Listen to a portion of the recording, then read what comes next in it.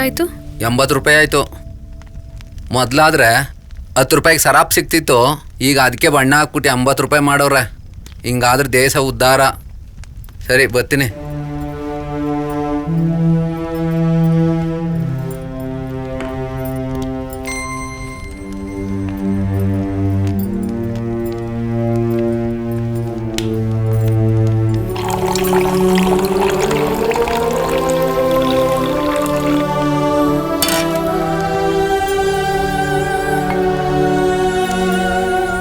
ಜ್ವರ ಬಂದ್ರೆ ಡಾಕ್ಟ್ರು ಔಷಧಿ ಕೊಡ್ತಾರ. ಗಂಡನ ದುಃಖಕ್ಕೆ ಏನು ಕೊಡಬೇಕು?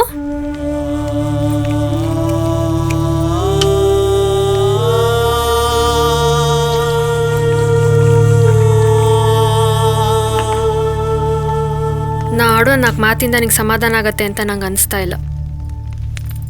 ಸೆರ್ಗಾಸಿ ಮೈ ರುಚಿ ಬಡಿಸಿದ್ರೆ, ಬಿಸಿ ಊಟಕ್ಕೆ ಮೈ ಬೆವರಳಿದ್ರೆ ಸಮಾಧಾನ ಆಗತ್ತೆ ಅಂತ ನಮ್ಮ ಅತ್ತೆ ಹೇಳ್ತಾ ಇದ್ಲು. ನಿಂಗೋ ಗಂಟ್ಲಲ್ಲಿ ನೀರೇ ಇಳಿತಾ ಇಲ್ಲ. ಊಟ ಎಲ್ಲಿಂದ ಉಣ್ತೀಯೇ? ತಗೋ.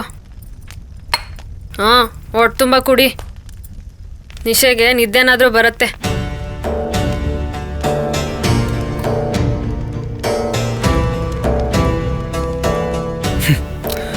ಪ್ರಸ್ತಕ್ಕೆ ಹಾಲು ಹಿಡ್ಕೊಂಬರ್ಬೇಕಾದವಳು ಎಣ್ಣೆ ಹಿಡ್ಕೊಂಬಂದಿದ್ಯಾ? ಮುತ್ತಿಡ್ಬೇಕಾದವಳು ಕಣ್ಣೀರಿಡ್ತಾ ಇದೆಯಾ? ಅಳಬೇಕೋ ನಗಬೇಕೋ ಗೊತ್ತಾಗ್ತಾ ಇಲ್ಲ. ಸತ್ತ ಅಪ್ಪನ ಬಗ್ಗೆ ಯೋಚನೆ ಮಾಡ್ಲಾ, ಮಗ್ಳಲ್ಲಿರೋ ಮಡ್ದಿ ಬಗ್ಗೆ ಯೋಚನೆ ಮಾಡ್ಲಾ? ನನ್ನ ಬಗ್ಗೆ ಚಿಂತೆ ಮಾಡಕ್ಕೆ ಹೋಗ್ಬೇಡ ನೀ. ಹಣ್ಣಿನ ರುಚಿ ನೋಡಿದ್ಮೇಲೆ ಮರ ತಬ್ಬಿದ್ದು. ಮರವೇ ನಂದು, ಬೇಕಾದಾಗ ಕಚ್ಕೊಂಡು ತಿಂತೀನಿ. ಇನ್ನೊಂದು ಸ್ವಲ್ಪ ಕುಡಿ.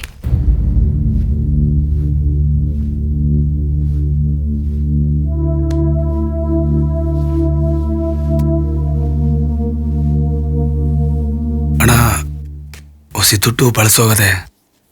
ಪಜಿತಿ, ಮನೇಲಿ ಭತ್ತ ಅದೆ, ಅದನ್ನ ಮಾರ್ಬಿಟ್ಟು ಅಣ್ಣಂಗೆ ದುಡ್ಡು ಕೊಟ್ಬಿಡು. ಭತ್ತನ ಅಂದಾಜು ಎಷ್ಟು ಕ್ವಿಂಟಲ್ ಇದೆ? ಒಂದು 25 ಕ್ವಿಂಟಲ್ ಇರಬೇಕು. ಕ್ವಿಂಟಲಿಗೆ 1400 ಅಂದರೆ ಒಂದು 35,000 ಆಯಿತು. ಅದೇನು ಲೆಕ್ಕಕ್ಕೆಲ್ಲ ನೀನೇ ನೋಡ್ಬಿಟ್ಟು ಕೊಟ್ಬಿಡು. ಬತ್ತೀನಿ ಕನ್ನಡ.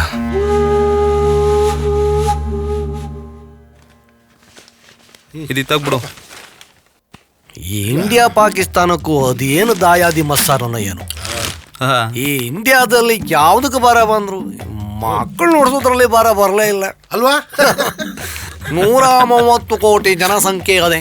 ಎಲ್ಲರೂ ಒಟ್ಟಾಗಿ ಹಿಮಾಲಯ ಬೆಟ್ಟ ಹತ್ತಿ ಸಾಲಾಗಿ ನಿಂತು ಉಚ್ಚೆ ಹೋದ್ರೆ ಸಾಕು, ಈ ಪಾಕಿಸ್ತಾನ ಉಚ್ಚೆಲೆ ಕೊಚ್ಚಿ ಹೋಗುತ್ತೆ. ಅದನ್ನ ಬಿಟ್ಬಿಟ್ಟು ಮದ್ದು ಗುಂಡು ತಗೊಂಡು ಇವ್ರು ಅವ್ರ ಮೇಲೆ ಎಸೆಯೋದು, ಅವ್ರು ಇವ್ರ ಮೇಲೆ ಎಸೆಯೋದು, ಇದೆಲ್ಲ ಬೇಕಾ?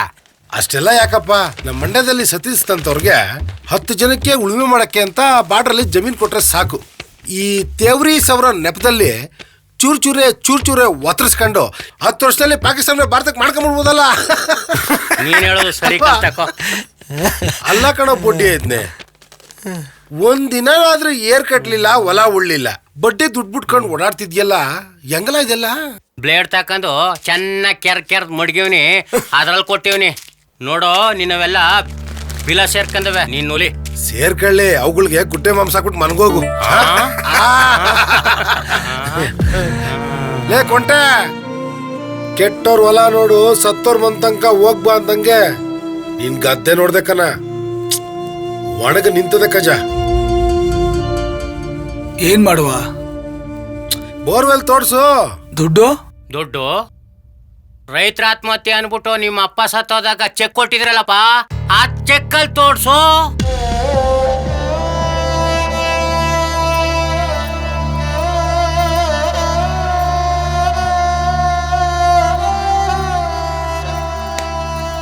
ಅದೇನ್ ಚಿಂತೆ ಮಾಡ್ತಿದ್ದೆ?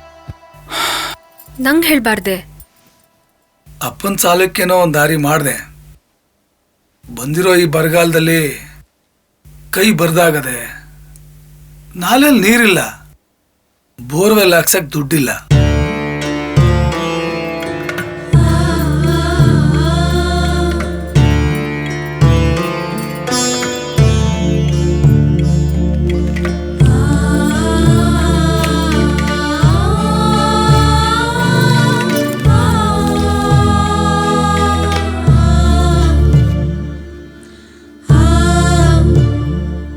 ತಾಯಿ ಸಂಪಾದನೆ ಮಾಡಿದ್ದು ಇಷ್ಟನ್ನೇ. ನಿನ್ ತಂದೆ ತಾಯಿ ಯಾರೋ? ಏನ್ ನಿನ್ ಕತೆ? ಅವ್ರು ತೀರ್ಕೊಂಡು 15 ವರ್ಷ ಆಯ್ತು. ನಮ್ಮ ತಾಯಿ ವಂಶದವರೆಲ್ಲ ನಾಟಕದ ಕಂಪ್ನಿಯವರು. ನೀನ್ ನೋಡಿದ್ರೆ ಗೊತ್ತಾಯ್ತದೆ ಬಿಡು. ಕತ್ ಸಾಯಿಸ್ಬಿಡ್ತೀನಿ, ಮುಚ್ಕೋ ಕತೆ ಕೇಳು. ಈ ಕಂಪ್ನಿ ವೃತ್ತಿರಂಗ ಭೂಮಿ ಮುಚ್ಚೋದ್ಮೇಲೆ ಊರ್ ಜನಗಳೆಲ್ಲ ರೊಕ್ಕ ಹಾಕಿ ನಾಟಕ ಆಡೋರು. ಅದರಲ್ಲಿ ನನ್ನ ತಾಯಿ ಪಾತ್ರ ಮಾಡೋರು. ಒಂದ್ಸತಿ ಪಾತ್ರ ಮಾಡಿದ್ರೆ 5,000 ರೂಪಾಯಿ ಕೊಡೋರು. ನಮ್ಮ ತಂದೆ ರಾಗಿಬೊಮ್ಮನಹಳ್ಳಿಯವರು. ರತ್ನ ಮಾಂಗಲ್ಯ ನಾಟಕದಲ್ಲಿ ಖಳನಾಯಕ. ಖಳನಾಯಕನ ಪಾತ್ರದಲ್ಲಿ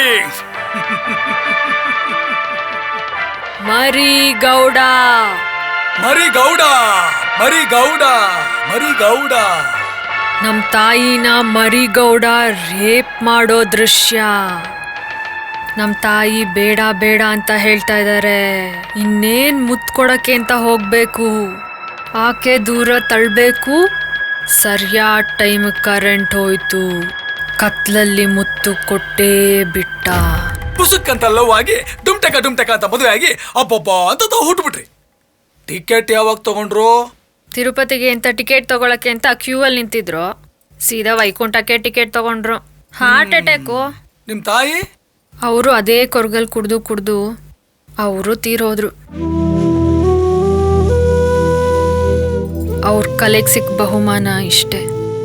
ಬೆಳೆ ಬಂದ್ಮೇಲೆ ಬಿಡಿಸ್ಕೊಡುವೆ, ತಗೋ.